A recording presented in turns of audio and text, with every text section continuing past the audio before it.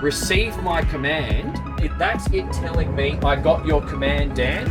I'm not the active driver. This is the active driver. I'm just giving it the instruction.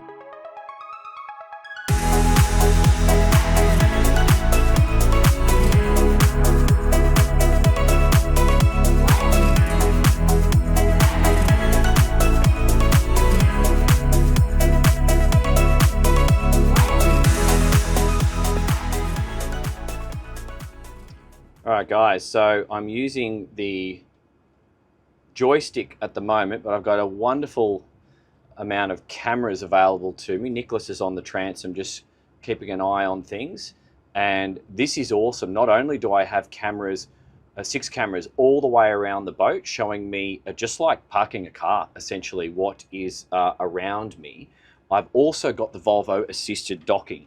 So if you are someone that has come from a sailing vessel and you are feeling a little bit maybe overwhelmed by taking command of a vessel like this, in this video we're going to try and demonstrate to you that it's not what it used to be. Okay, so it's just not what it used to be. I've got dual helm stations on this boat, and I'm just going to do a little parking demo.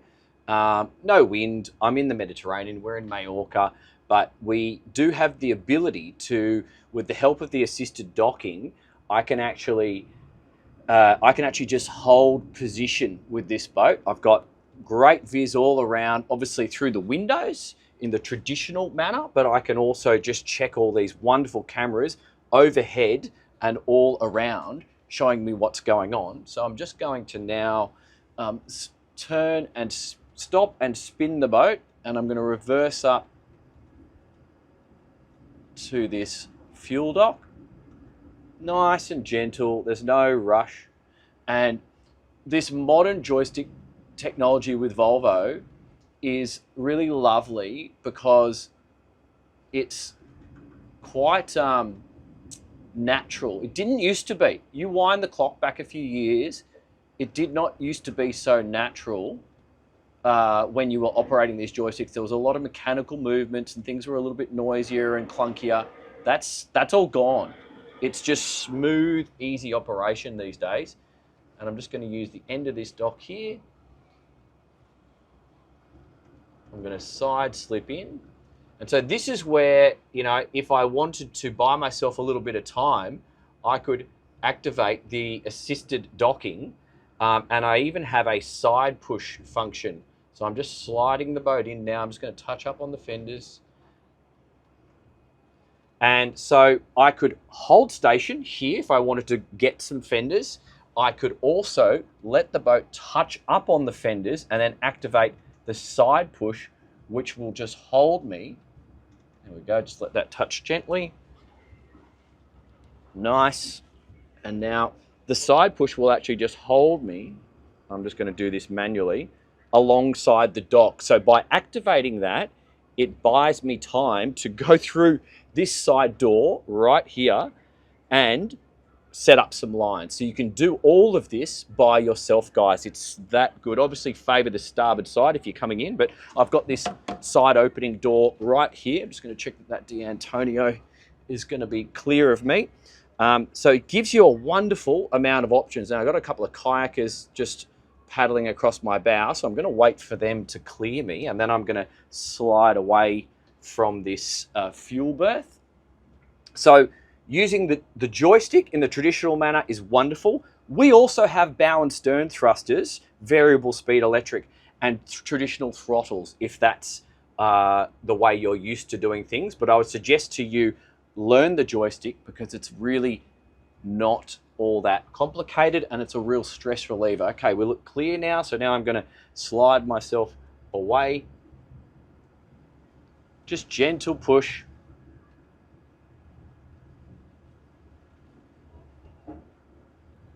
Look at that, guys. So much easier than what it used to be. Now I'm going to just do some forward momentum.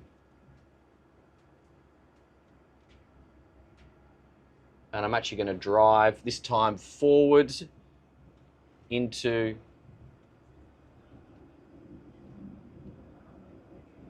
the marina.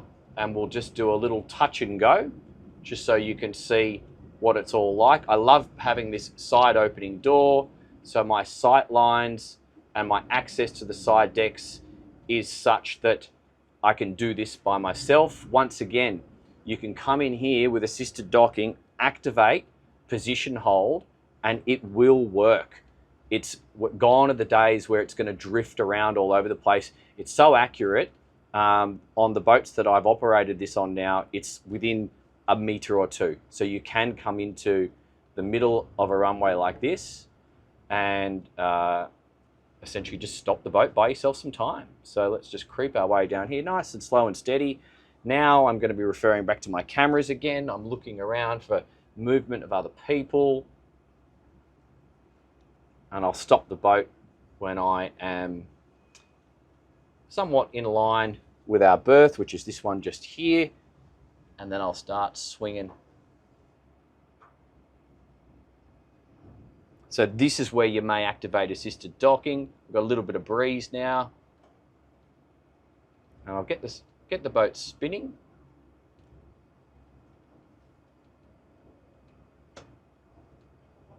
I'm just watching my stern there.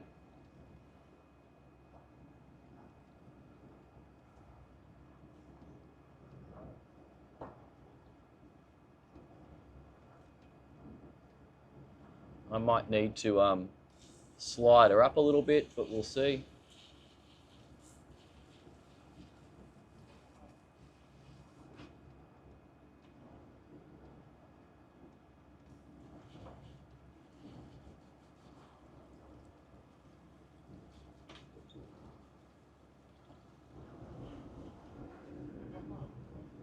Oop.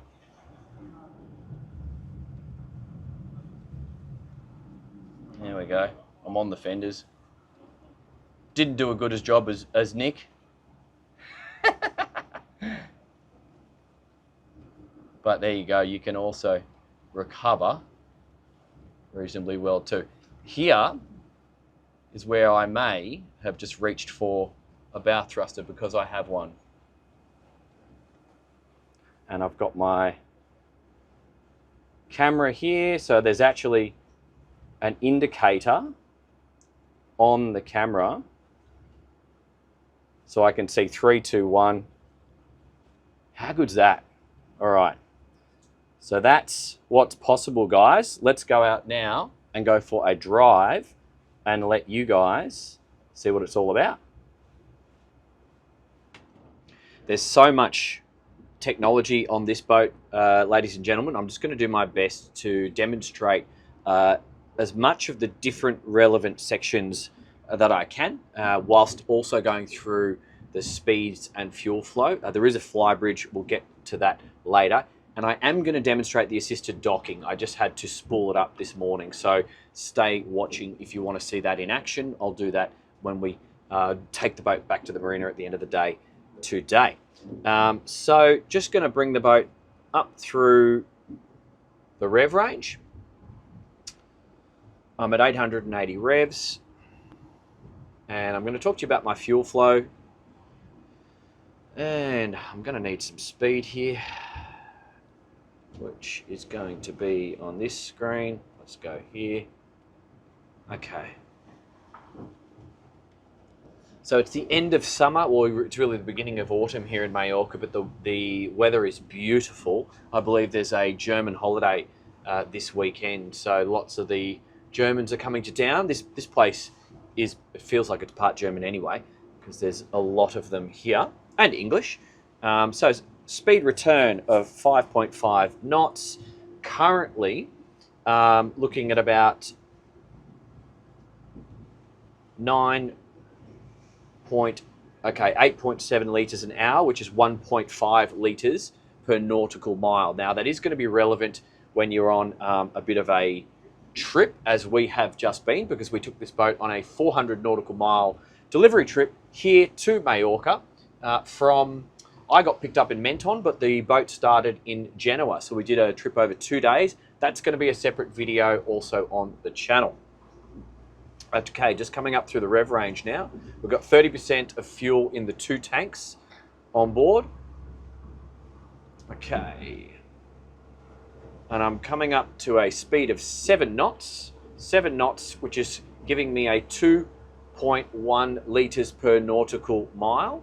And I'm on the throttles at the moment, guys. So what I was talking about before is there's multiple ways to drive this boat, and there's a stack of new technology which is relevant and stuff that I haven't seen, so I'm assuming you haven't seen. So in between talking about all of this, I'll try and touch on each section by section. But right now I'm steering with the wheel and I'm accelerating with the throttles. We're a Volvo IPS drives. I've got the trim assist in auto. I can do the good old traditional docking with the variable speed electric bow and stern thruster, but that can also incorporate through the Dock Assist via the joystick as well, which we will get to. Now, if I am just driving in good old throttle mode, there are multiple ways to do it. I'm on double lever at the moment, and I'll just increase that speed. Once again, we'll get up to from 7 to 8 knots. And I want you to have a look at the drone footage, because you will notice a clear difference when we get from displacement speed up to sort of semi-planing or semi-displacement speed on this boat, because you will see she starts to create a bit of a stern wave. And just pay attention to what's going on, because it's just interesting. And so you can drive it with twin throttle like this, but if you're in some bouncy conditions, as we were over the last couple of days, you can select single lever, rest your palm on this and control the throttle like so. But you can also press cruise control and then operate it with your middle finger. You got 3 buttons on forward of this palm base, and you can control the throttle up, down like that. That's very comfortable in a seaway. It also gives you the ability to trim either side. So if the boat's got a little bit of heel to port or to starboard, it allows you to correct that manually if you don't want to have the auto trim assist activated. Station and then throttle control or throttle only buttons, which are in the middle of this throttle base. That just allows me to select which station. That's the lower helm or the flybridge, or I can just rev the engines if I wanted to just do throttle only and rev them up, just if activate the alternator if that was of need or necessary to you. So just changing my course here, just coming around at 8.2 knots. Let's go to 10 knots. So this is it's a bit of a fast trawler style boat for Nimbus. So many of you are going to want to drive at these displacement speeds and socialize, coming up from 9 knots at 3.5 litres per nautical mile and getting to 10 knots. I don't have my RPM on this display, so that's why I'm not reading it out. It just keeps chopping and changing depending on when you go from one screen to another. I find it a little bit annoying, to be honest, but it's all personal settings, so you set it as to how it suits you. It can all be changed. That's something you would customize with your dealer. So coming through 9.8, let's get to 10 knots. I'm seeing 4.3 litres per nautical mile, a total fuel rate of 45 litres, bang on 10 knots. Have a look at the drone shots now. You'll start to see a difference. You'll definitely notice it as we come through 12 knots. Now, another button, the last button underneath the trim assist on the lower left-hand side of the throttle base, is the low speed button. If you are a little bit unsure of your throttle control, or if you've got a nervous hand, which you probably will do if you haven't parked a boat before of this size, or if you've come from a sailing yacht and you're moving to power, you just press this button and it gives you some wriggle room, basically. So it allows you to throttle up more than you ordinarily would, but it dulls the revs down. So it's very useful for a marina situation. Ladies, if you're watching and your husband is a little bit nervous in the early weeks of the season parking the boat, just tell him to press that button. Saves a lot of hassle. And okay, from 10 knots, let's get up to 12. Now watch this hull. Going through 55 litres total consumption. increasing. I'm going into the very moderate waves that we have today. I'm seeing 11.5. I've got some bow raise now, so now is when you really should notice the boat going from displacement mode. She's starting to get a bit of lift on her. I'm seeing 12.1 knots. I'm seeing 72 litres total fuel rate and about 5.9 litres per nautical mile. Okay, 5.9 litres per nautical mile, around about 12.3 knots just there, and we will increase that yet again. So once you are setting course for your destination and you've gone from social chatting to your mates mode around the enclosed waterways and you're going to a new destination, you can drive like this for those of you who are used to it, but there's a whole new way of driving with this Volvo Penta joystick. So there's multiple functions that this joystick can provide to you now. And it's a little bit confusing. So don't try and understand this all on day one, because I've been driving the boat for 3 days now and still getting my head around it. And I must stress that you would want to go and hang out with your dealer and practice this for a day or so, because there's a couple of things that need to bed into your mind, from screens chopping and changing. They're all incredibly useful, from the parking cameras to the autopilot and the navigational software. It's really, really good. It just takes a little bit of getting used to, because you can switch from the throttles over to joystick, and we can now throttle up on the joystick just by pushing forward, and we can steer the boat by pushing left and right, and then we can also set a new course. So it will essentially hold that course bearing. If you're steering at course 179 like we are right now, you activate it by pressing this top right hand button on the joystick, and it will maintain course, and then you can increase and decrease your speed by going up and down on the throttle, and then you can turn left and right by pushing left and then right, but you can also set a new course by 10 degrees, 15 degrees, 20 degrees to port or starboard by twisting it, and it'll show you a rudder angle indicator, and it will give you that new course. So it's super handy if you just want to sit in this chair for, like we did yesterday, 15 hours and eat up some miles. So increase some speeds from 12, let's go up to 15. She feels like she boogies a little bit at 15. From 14, 14.9, I'm seeing 15. That's a 90 litres, 90 litres total consumption, and I've got 6 litres per nautical mile. Now what I did notice, from here up, that per nautical mile calculation through the rev range from 15 knots up, it doesn't change a lot. So I will give the boat a bit of a blast, but I also suspect many of you, as I said, are going to be using this as a bit of a trawler. So you're not super interested in going flat stick everywhere, but we'll just drive the boat out to sea a little bit, and we'll increase speed. From 16 knots, 100 litres total, 6.1 per nautical mile.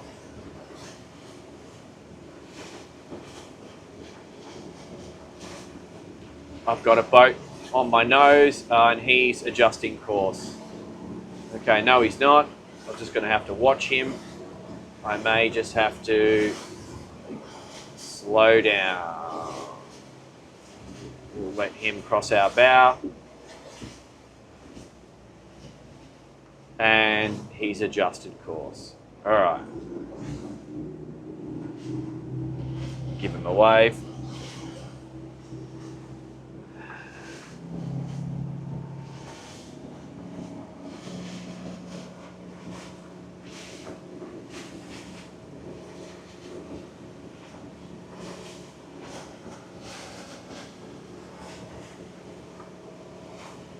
Okay, we're going to have some big waves here, so I want to try and avoid taking too many of them up on deck. So I'm just going to slow down here.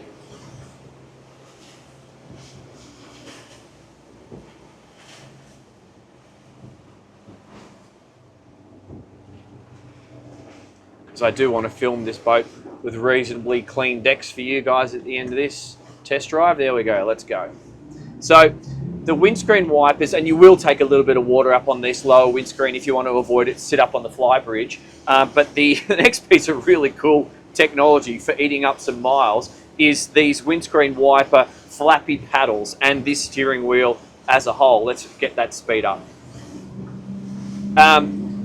You can operate windscreen wiper wash, all four windscreen wipers on the forward windscreen. We also have side windscreen wipers. By just flapping this paddle here, you can do the side windscreen wipers with these two bottom paddles, and then you can just do all four front windscreen wipers with the top right paddle.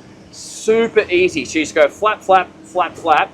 It makes life so simple. You can just sit here and run it as you see fit. So 20 knots, 130 litres per hour, 6.2 litres a nautical mile. Let's increase that speed.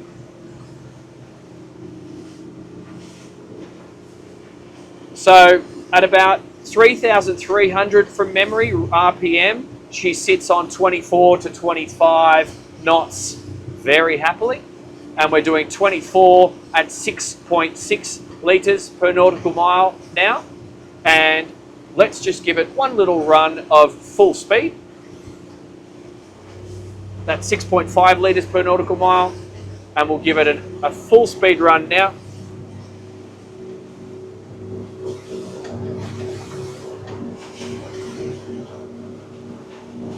$26.5, a little bit of wind chop here and there.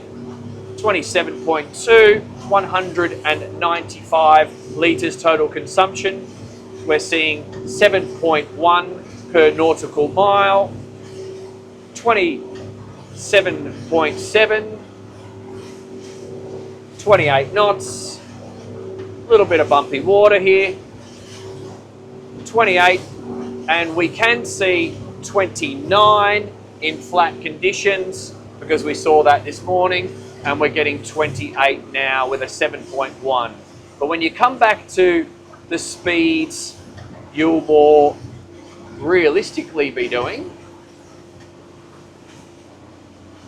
once again you see that 6 litres per nautical mile. We're going to go around this island, and we might even turn back downwind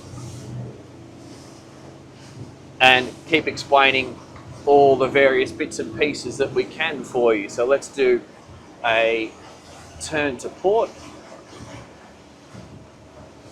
I really do believe many of you are just going to be cruising around at those moderate speeds. That's why I'm more focused on that today rather than just going fast everywhere.